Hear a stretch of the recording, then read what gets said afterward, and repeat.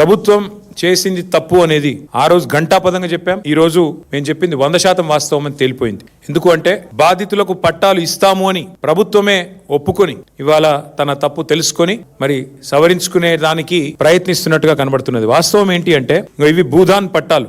మనకి అసలు భూదాన్ కాన్సెప్ట్ ఒక్క నిమిషం మీకు చెప్పాలి. భూదాన్ అంటేనే భూదాన్ బోర్డు వచ్చిందే ఆచార్య వినోబా భావే స్ఫూర్తితో. స్వాతంత్రం వచ్చిన తొలినాళ్లలో ఎవరైతే ల్యాండ్ లార్డ్స్ ఉన్నారో, పెద్ద పెద్ద వాళ్ళు ఉన్నారో, బాగా భూమి వారి దగ్గర ఉన్న వాళ్ళు ఉన్నారో, వారందరూ కూడా పేద రైతులకు గాని వ్యవసాయానికి, అట్లాగే ఇండ్లు లేని పేదల కోసం మరి ముందుకొచ్చి వాలంటరీగా భూదానం చేయండి, భూమిని దానం చేయండి అన్నప్పుడు వచ్చిన ఈ కాన్సెప్టే వినోబా భావే గారి స్ఫూర్తితో భూదాన్ ఉద్యమం. ఆ భూదాన్ ఉద్యమంలో భాగంగా ఇవాళ మన రాష్ట్రంలో మీరు చూస్తే నల్గొండ జిల్లాలో భూదాన్ పోచంపల్లి అనే ఒక ఊరు ఉంటుంది.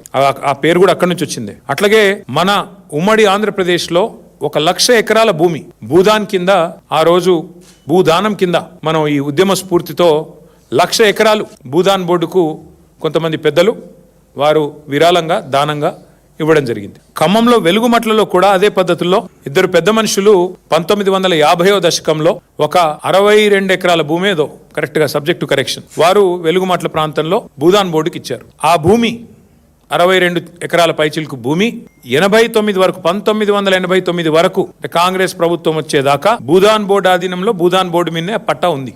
అందులో ఒక 31 ఎకరాలు కాంగ్రెస్ వాళ్ళు అంటేనే మాఫియాగాళ్ళు, భూమాఫియా చేసేవాళ్ళు కాబట్టి, బూచిగాళ్ళు కాబట్టి 89లో కాంగ్రెస్ ప్రభుత్వం రాగానే 31 ఎకరాలు మొత్తానికి పట్టాలు మార్చారు. భూదాన్ పేరు మీద ఉన్న 30 ఏండ్ల పైచిలకు 35 ఏండ్ల పైచిలకు భూదాన్ పేరు మీద ఉన్న భూములను మొత్తానికి పైరవి చేసినరో, పైసలు ఇచ్చినరో, ఏం చేసినరో ఒక 31 ఎకరాలు పేరు మార్చి ప్రైవేట్ వ్యక్తుల పేరు మీద రాయించుకున్నారు. కానీ ఒక 31 ఎకరాలు అట్లే ఉండే. అందులో 2014 ఏప్రిల్లో 1895 మందికి ఆంధ్రప్రదేశ్ భూదాన్ యజ్ఞ బోర్డు, ఇంకా అప్పటికి తెలంగాణ ఏర్పడలేదు, తెలంగాణ ఏర్పడ్డది జూన్ 2, ఏప్రిల్ 14 నాడు ఆంధ్రప్రదేశ్ మరి భూదాన యజ్ఞ బోర్డు 1895 మందికి పట్టాలు ఇచ్చింది. ఇచ్చిన తర్వాత అందులో మరి 2014 ఏప్రిల్లో ఇస్తే ఆ గత 10-12 ఏళ్లలో దాదాపు 1000 మంది ఇళ్లు కట్టుకొని అక్కడే నివాసం ఉంటున్నారు. మధ్యలో మా ప్రభుత్వం ఉన్నప్పుడు పక్కనేదో ఎంక్రోచ్మెంట్లు అవుతున్నాయి అని ఫిర్యాదు వస్తే కూడా పరిశీలించమని చెప్పాం తప్ప ఒక్క పేదవాడి ఇల్లు కూడా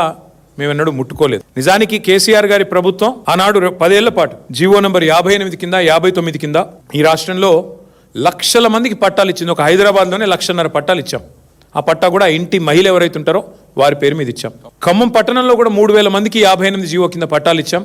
అట్లా ప్రతి చోట, ప్రతి నగరంలో, ప్రతి మున్సిపాలిటీ పరిధిలో, గ్రామీణ ప్రాంతాల్లో కూడా జీవో నంబర్ 58 కింద పెద్ద ఎత్తున పట్టాలు ఇచ్చాం. కానీ ఈ ప్రభుత్వం ఏం చేస్తున్నది? వచ్చిన నాటి నుంచి నేటి వరకు విధ్వంసం, వినాశనం తప్ప ఇంకో మాట లేదు. నిర్మాణం గురించి ప్రస్తావన లేదు. ఒక విధ్వంసకరమైన ఆలోచనలతో ఎవరి ఇల్లు ఎట్లా కూలగొట్టాలి, భూములు ఎట్లా లాక్కోవాలి. ఇందాక నేను చెప్పిన 3 రియల్ ఎస్టేట్ మాఫియా వాళ్ళు ఎవరైతున్నారో, సురేష్, దామోదర్ రావు, కిషోర్, ఈ 3 ఇవాళ నేను నిర్ద్వందంగా చెప్తా ఉన్నా, 3 మంత్రుల బినామీలు వీళ్ళు. ఖమ్మంలో ఉన్న 3 మంత్రుల బినామీలు వీళ్ళు 3. వాళ్ళు ఆ ల్యాండ్ను హస్తగతం చేసుకోవడానికే ఇవాళ చేసిన డ్రామా ఇదంతా. వాళ్ళు ఏమనుకున్నారంటే మున్సిపల్ ఎలక్షన్ అయిపోయింది కదా, ఇప్పుడు కొడితే అడిగేవాడు ఎవడు అన్న లైన్లో పోయారు. ఒక శత్రు దేశం మీద దండయాత్రకు పోయినట్టు 3,000 మంది పోలీసు వాళ్ళు పొద్దున 3టికి పోయి వాళ్ళను మెడలు బట్టి బయటికి నూకి ఇళ్ళని కూలగొట్టారు. మీరు చూశారు వీడియోలు. ఒక అమ్మాయి అడుక్కున్నది, 10 నిమిషాలు నా ఇల్లును చూసుకుంటా అన్న, ఆ తర్వాత మీరు కూలగొట్టండి, 10 నిమిషాలన్నా దయచేసి దండం పెడితే కూడా కనికరించలేదు, కరుణించలేదు. ఇష్టం వచ్చినట్టు పిల్లలు వాళ్ళ పుస్తకాలు, బ్యాగులు తీసుకుంటామంటే కూడా ఇనలేదు, మెడలు బట్టి నూకి బయట బారేసినారు.